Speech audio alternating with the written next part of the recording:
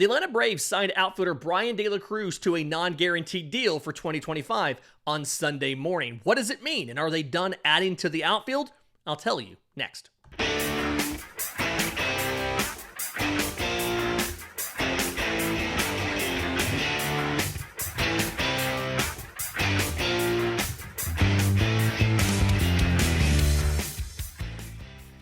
Yes, welcome on in to Braves Today for Monday, December 16th. Your choice for news, notes, and updates on your Atlanta Braves. I'm your host, Lindsay Crosby. You can follow me on Twitter and Blue Sky at Crosby Baseball. You can follow the show on Twitter, Braves_today. We have a Facebook page and Instagram as well. And you can find all of my written work, bravestoday.com. That's the Braves Today Substack, as this is both a podcast and a newsletter. And those of you subscribed to the newsletter got two newsletters on Sunday, because I published one about, just rounded up some of the news, and then literally minutes after I sent that out, the Atlanta Braves sent out a tweet that they had signed outfielder Brian De La Cruz, formerly of the Miami Marlins and Pittsburgh Pirates, to a one-year non-guaranteed deal for the 2025 season. So let's talk about Brian De La Cruz,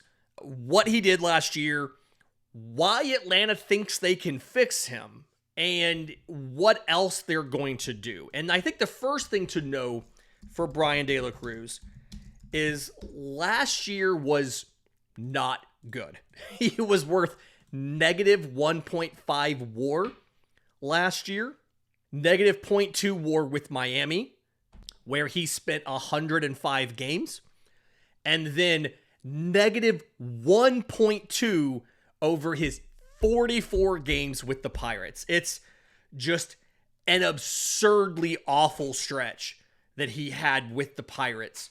One where everything was awful. His strikeout rate shot up to 31%. His walk rate was down to 2.4%. His ISO slugging was under 100. Everything was dreadful, right? It also didn't help that I think they played him in the outfield almost every day, and he's not that great defensively at this point in his career. And a lot of people were surprised, frustrated or so, when Atlanta signed him to the deal. Okay, he batted .233 overall, .654 OPS in 2024. But what I think is important to know is Brian De La Cruz, before 2024, was a career .263 hitter with 37 home runs in about 300 games. Not a ton of power, right? It was a 162 game average, because he didn't play a full season, pretty about in a year, but 23. It's a 162 game average of 18 homers a season. And I think when you look at the profile, you dig into who Brian De La Cruz is, you can see some things where, yes, this makes sense to grab this guy and see if we can apply some minor fixes. And it also makes sense to take the risk because there's very little risk. We don't have financial terms on this deal, but it is a non-guaranteed contract. Atlanta's been really aggressive with these non-guaranteed contracts versus a lot of other teams this offseason. So real quick, a non-guaranteed deal is either a minor league contract or a split contract, which split contract is there's two salaries listed, your salary in the minor leagues and your salary in the major leagues. And wherever you are, that's the salary you get. But not guaranteed. You're not guaranteed to get this money unless you're on the major league roster. But the difference in this deal and a lot of other minor league deals signed is it comes with a 40-man roster spot. Atlanta's one of those few teams that has open 40-man roster spots during the season because there are very few platoons on the Braves roster, and so they're not carrying extra players on the 40-man roster. Going into the Rule 5 draft, Atlanta had 36 guys on the 40-man roster. After the Rule 5 draft, they added those two players. They had 38. With Brian De La Cruz, they had 39. A lot of other teams have a full 40-man roster, and to add anybody at this point in time in the offseason, the calculus is who are we willing to potentially lose by DFAing to add this player? The Braves do not have that concern. And so with Carlos Rodriguez, we got reporting that the fact that Atlanta was giving him a 40-man roster spot was why he picked the Braves over other teams when he was signing with somebody. He had interest from a bunch of teams, and only Atlanta had a 40-man roster spot to give him. We don't know for a fact. We've not spoken to Brian De La Cruz. They're not going to set up a press conference for us for this. He actually played in the Dominican Winter League on Sunday, so he's not even in the States right now. But I'd be willing to bet that the fact that Atlanta was offering him a 40-man spot was probably a differentiator for Brian De La Cruz. Now, I say non-guaranteed deal. If he doesn't make the opening day roster, you do owe a little bit of separation pay, right? If he is cut, and I say cut, it can be option to the minors, whatever. If he's cut on or before the 16th day of spring training, you owe him 30 days of termination pay. If it's between the 16th day and the end of spring training, you owe him 45. Guess what? If the agreement you had with him was for the league minimum, that's not a lot of money. And so that's why I say this is very low risk. Now, if he makes the opening day roster, his salary is fully guaranteed. But again, the risk here is very low because we don't have financial terms, but I can't imagine this is for very much. Again, I think the differentiator for Atlanta getting Brian De La Cruz over anybody else was the fact that they had a 40-man roster spot to give him, and a lot of other teams did not. It was going to be a minor league deal with an invitation to spring training. Now, he was arbitration eligible. If he did not get, before getting non-tendered by the Pirates, it was a $4 million projection.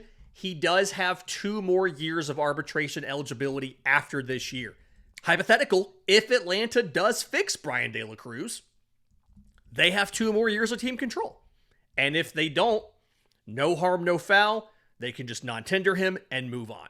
So again, the risk is very low here. He also does have minor league options. If he doesn't make the team, you don't have to DFA him. You can just option him to the minors. He has, if Fangraphs is correct, which they usually are, he has 2 more options after this. There you go.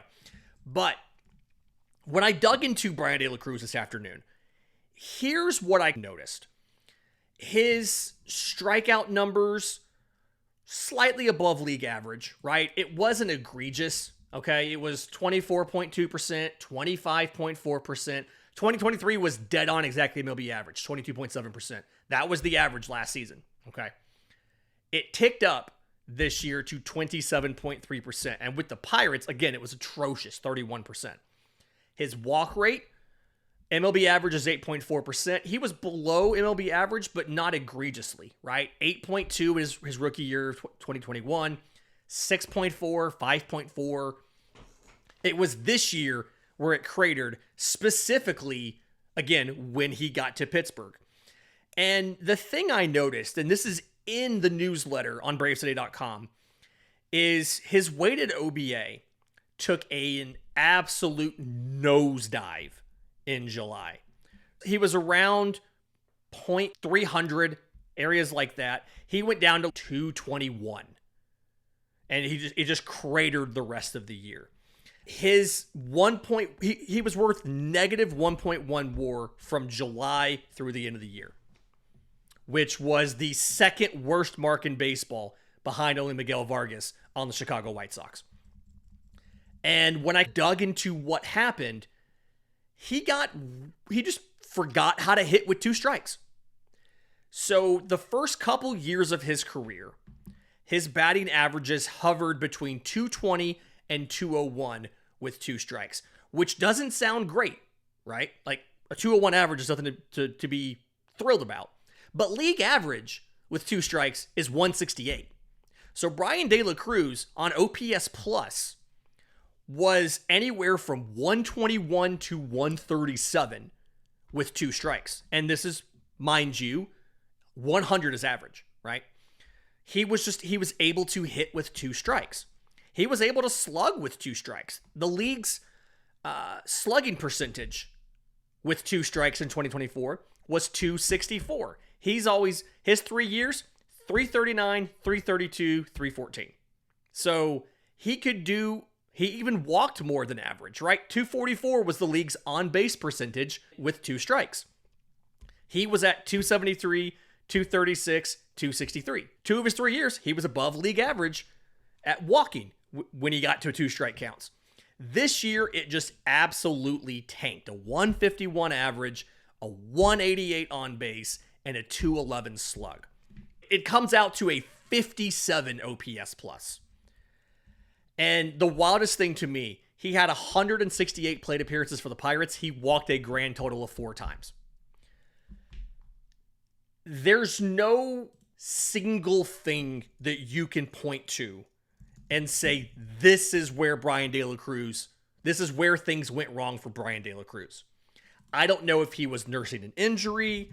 I don't know what it was. But honestly, seeing something that a guy has always been good at and him all of a sudden become not good at screams to me it's a mental issue. That screams to me that mentally he was struggling and it spiraled. He couldn't figure out how to get out of it.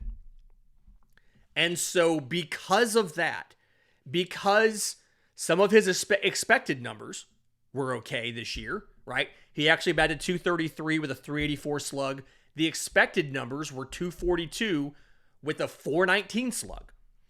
Combined with the fact that he's always been really good at that one thing until this year, and specifically later in the year, makes me think that it's something that's fixable. And the tough part about this is it's not a mechanical thing, right? I can't pull up video and show you, hey, see how his toe tap became a leg kick and he got out of... I can't show you all of that. It's in his head. But it feels like something where if you take him out of a bad environment and you put him into a good environment, which you're going from Miami to Atlanta. Miami was historically bad early in the year. They had a month, I want to say they had a month where they won 5 games, right? You take him from a bad environment to a good environment with much better players around him where he's not batting cleanup. He's not being asked to carry the team. He's there as a complimentary piece who's batting 7th or 8th if he's even in the lineup at all. And I think you could see some improvement. It's also possible, and I know there's people who are tired of hearing me talk about this, but it's also possible that new hitting coach Tim Hires, just being a new voice and being somebody that is good at situational hitting and getting guys to understand which pitches are their pitches and being able to pull the trigger, being more aggressive at their pitches, is going to be something that helps him. Because there's a couple trends on individual pitches or categories of pitches that got worse. He somehow forgot how to hit breaking balls. He went from a 249 batting average against breaking balls last year to a 183 this year. He was actually better against off speeds. Fastballs were within 6 points of each other, but he just forgot how to hit breaking balls. That's another thing where when you are struggling, like, teams will continue to attack you in the same ways that they've seen until you figure out how to get out of it. We all saw this with Austin Riley and the sliders down and away. We saw teams just continue to attack Austin Riley with sliders down and away over and over until he figured out how to hit them. Brian De La Cruz did not figure out how to hit sliders last year. He finished -8 run value on sliders last year. And when you go look at his most common pitch locations and his most common whiffs, they're all down and away. Off the plate, below the zone, down and away where a slider would be breaking. So, for a right-on-right slider would be breaking. So, I've got reason to think that Brian De La Cruz can improve. In just a second, I'm going to tell you why Atlanta needs him to improve. We'll do that next, right here on Braves Today. Welcome back to Braves Today. Lindsay Crosby talking about the Atlanta Braves signing outfielder Brian De La Cruz to a non-guaranteed deal for the 2024 season. And we all know that the Atlanta Braves are not done this offseason, right? They have more outfield work to do. And I think one of the reasons why a lot of people are frustrated by what the Braves are doing this offseason, we're going to have a bigger conversation about the offseason approach and everything, is it feels like our division rivals are getting so much better than we are, right? The Mets specifically, they added Juan Soto, right? They're signing pitchers, are doing all this stuff, and Atlanta's sitting still. The Dodgers got better with Blake Snell. And the important thing to remember here with Atlanta is they're in a different situation. The Atlanta Braves have one of the best rosters in baseball. We talked about after Juan Soto was signed, the betting odds are still in Atlanta's favor to win the division. I've talked to different media people who covered the Phillies, who covered the Mets, and they all agree Atlanta's still the top dog in the division. Just because they had injuries 1 year doesn't mean that they'll have injuries forever. When it took the Braves having generational injuries, a generationally bad injury season, for the Phillies to win the division. But I think this is a scenario right here. The Brian De La Cruz acquisition is Alex Anthopoulos hoping for the best and preparing for the worst. I remember, I want to say this was the after season press conference on that Friday after the Braves were eliminated by the Padres.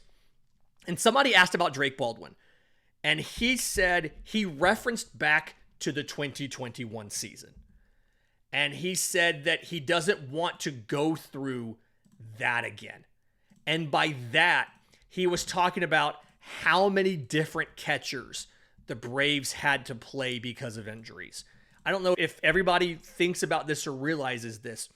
The Atlanta Braves used 7 different catchers in 2021. And so when when Sean Murphy got hurt on opening day last year, the Braves added veteran Sandy Leone. And at one point in time, they had 3 different catchers on the AAA roster. Like the Braves, they called up Chadwick Tromp, but at different times of the year when both MLB guys were healthy, the Braves had 3 catchers in AAA.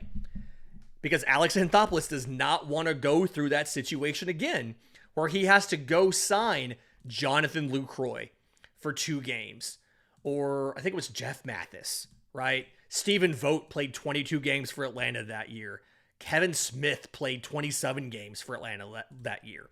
They had to go get guys off the waiver wire. And Atlanta doesn't want that to happen.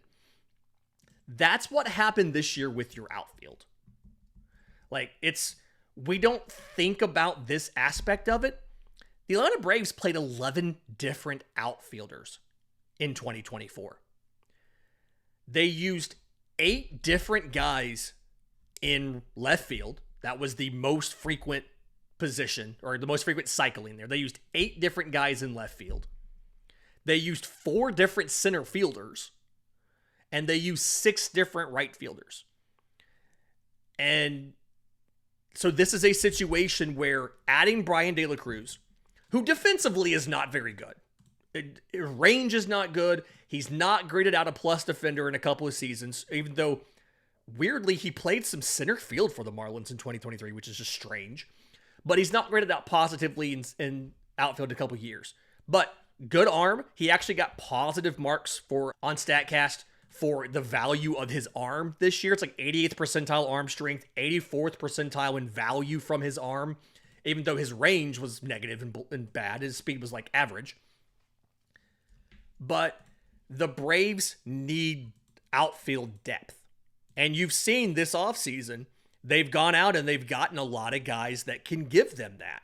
If you look at the outfield right now, Carlos Rodriguez is now slated to start the year in Gwinnett. If you assume, and I'm not going to because I think they're not done, if you assume Brian De La Cruz and Jared Kelenic are your starters to start the year in the corners, with Eli White on the roster as a 4th outfielder and a replacement defensively for De La Cruz, then Carlos Rodriguez starts in Gwinnett.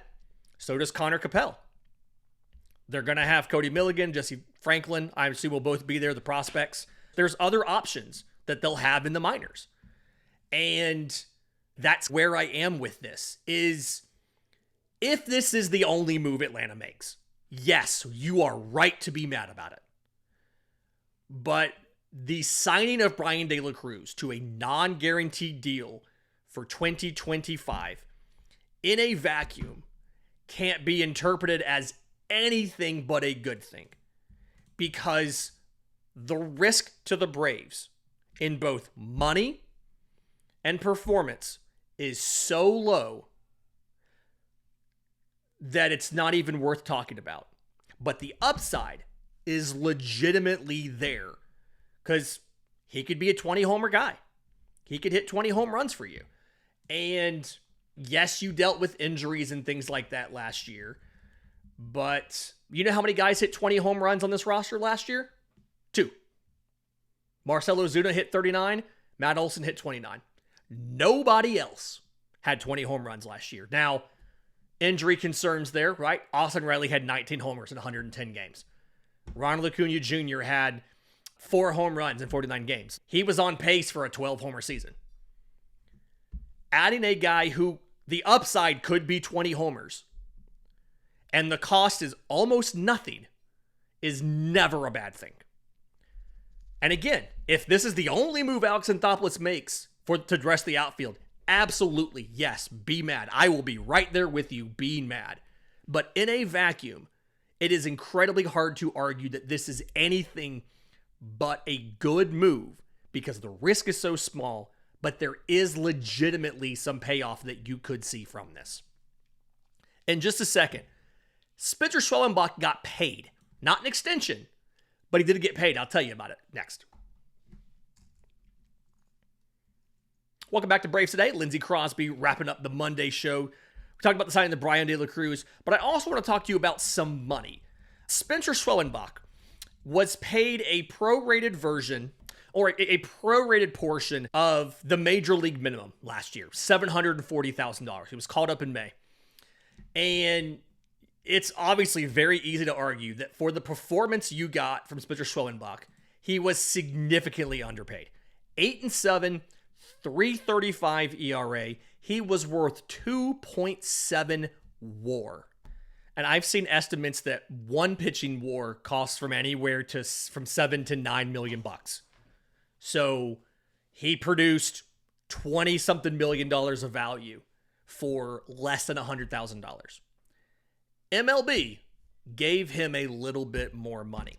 In the last CBA negotiation, the League and the Players Association created a bonus pool exclusively for pre-arbitration players. It's $50 million. Each team contributes $1.67 million towards that pool, and the money is distributed based on award finishes and then a WAR calculation. So Bobby Witt Jr. got the most money from the pool because he was the runner-up for MVP in the American League. Paul Skeens was next because he was third place for Cy Young in the National League. And frustratingly, the Bobby Witt thing, even if you've signed a pre-arbitration extension, if your service time means you would not yet be eligible for arbitration, you are still eligible to get money in the pool.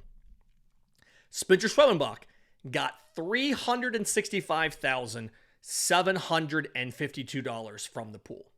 So his compensation, obviously, a little bit higher. Now, as I understand it, there is no luxury tax change for Atlanta because he received that, because they do take the amount that they contributed to the pool. That does count in their CBT calculation, right?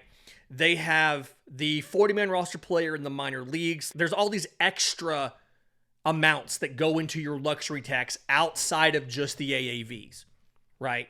It is all your league minimum salaries go in there. Any 40-man player you have that's still in the minor leagues, I'm not counting David Fletcher in here, but like Nacho Alvarez got added to the to the 40-man roster. When you go on the 40-man roster, your minor league pay is higher. So he got paid more. Hurston Waldrop, he got paid more on the 40-man roster. Alan Winans, Dylan Dodd, they all got paid more because they were on the 40-man roster, which also means when a guy gets DFA'd, he's getting a pay cut too. Even if he stays with the organization, like Darius Vines, who ended up going to Double-A Mississippi. Rest in peace, Double-A Mississippi. You're now Columbus. they take a pay cut because they are now kicked off the 40-man roster. All of those charges are wrapped into your luxury tax payroll figure. And that's where some of the uncertainty comes from, right? If you go to one of the more accurate luxury tax estimators is the Fangraphs payroll resource. They have in there $2.5 million estimated salaries for 40-man roster players in the minor leagues. Player benefits, whether it's retirement, all those other benefits, estimated $17.5 million. They don't have the exact amounts for those. Those are all proprietary. Those are not discussed by anybody. The teams know it. Nobody else does. So, and then the pre-arb bonus pool, the $1.67 million, that's in there as well.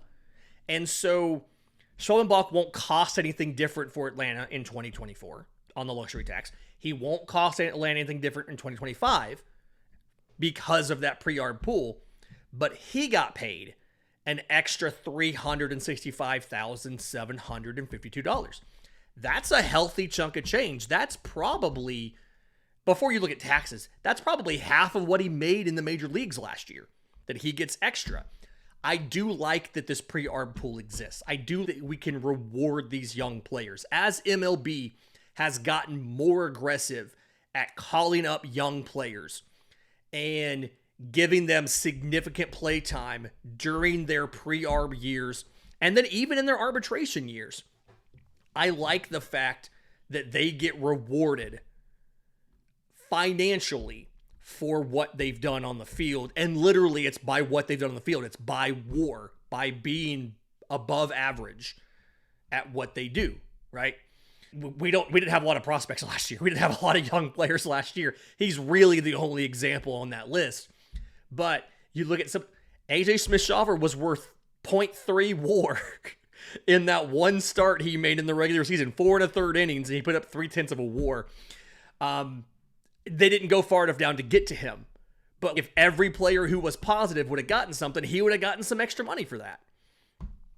So 2.7 WAR for Spencer Schwellenbach turned out to be $365,000. Shout out to that dude. I'm glad he got that.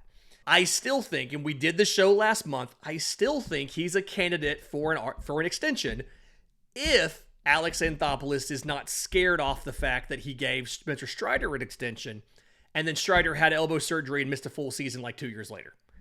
If he's not scared off by that, then I do think that Spencer Schwellenbach's a candidate for an early extension with Atlanta that maybe just buys out a couple free agency years. You give him like a 6 or a 7 year, let him hit free agency at 31. You buy out. If you give him a 7-year deal, buy out 2 years of free agency. And the biggest thing for Atlanta, it gives them that cost certainty going forward because they don't have to wonder what he's going to make in arbitration. They can just go ahead and lock him in. This has been Braves Today for Monday, December 16th. I want to do a mailbag this week. If you have questions, send them to me. I'm on Twitter and Blue Sky at Crosby Baseball. Show's on Twitter, Braves_today. You can leave them in the YouTube comments down below. If you're listening on audio, do us a favor, leave us a 5-star review. If you're on YouTube, subscribe to the channel, hit the notification bell. Either way, y'all tell your friends to get their news from the Braves Today podcast. And until next time, this has been Braves Today.